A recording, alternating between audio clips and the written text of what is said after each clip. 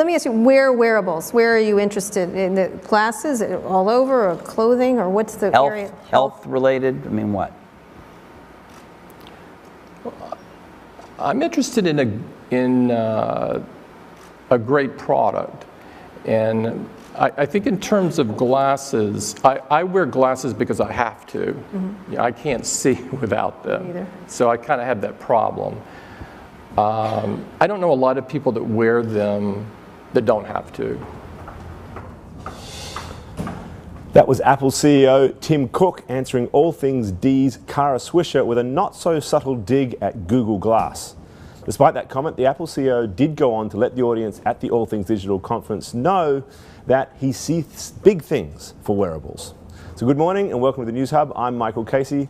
Here to give us a sense of what the Apple CEO was talking about is George Storr. Good morning, George. Hey, how are you? So, yeah, he's obviously, and probably not surprisingly, not all that keen on what Google's doing, but he did go on to say wearables have a future. Yeah, what was he talking about? He did suggest that, and he suggested that right now where the more attractive variables to him are the ones that do one item.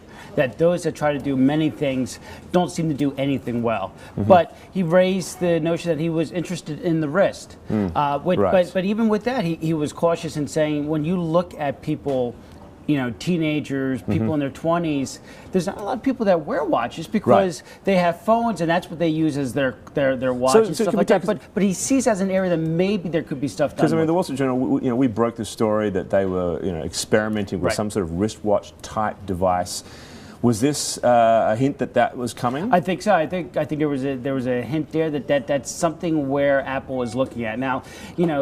Apple looks at a lot of things. We know that Apple, for example, has been looking at TV for many years now, but the message that we got from Cook yesterday was similar to what we've heard from him in the past, which is they're intrigued by it, but they still haven't feel as if they've got a new product that come out to sort of revolutionize that. Yet he was out there, of course, saying that they have some big game changers in the works, and that's a big part of their whole portfolio and profile.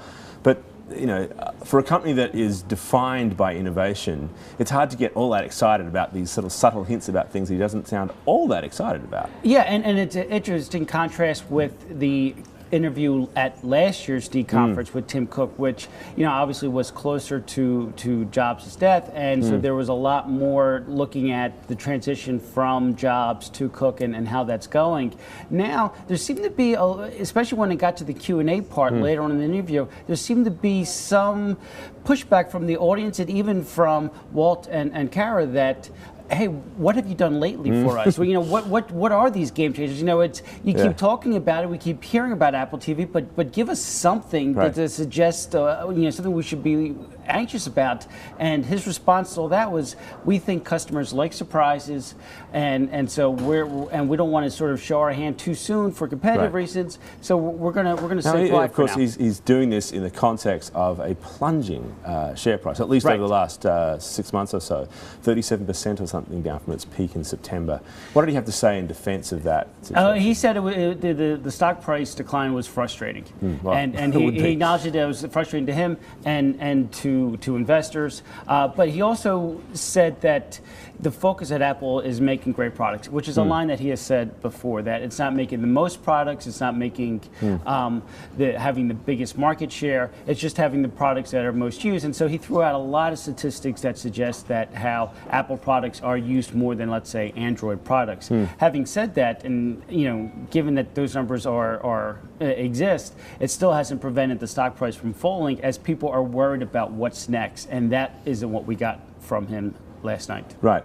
I mean, he had a lot to be defensive about to some extent, because also on the tape was the discussion about Apple's tax payments and his appearance before Congress last week. Right, and again, he had a similar message to what he said to Congress before, is that simplicity should be the goal of lawmakers and the tax system, that it's just too complex, and that Apple pays $6 billion in taxes, is willing to pay maybe even more than that if there was some sort of simplified way for them to bring back all the money that they have overseas. And he said that he wanted to be a active participant in that discussion as a representative from Apple, because there's a lot of it that's at stake. And he said that he's worried about what might come out of DC and the implications it might have going down the road.